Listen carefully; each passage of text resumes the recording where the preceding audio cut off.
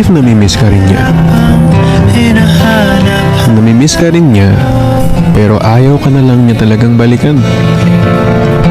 Kasi natatakot siya baka maulit yung nangyari sa inyong dalawa. Natatakot siya na maranasan niya ulit kung ano man yung na-feel niya noon. Pero kung usapang miss lang naman, malay mo naman.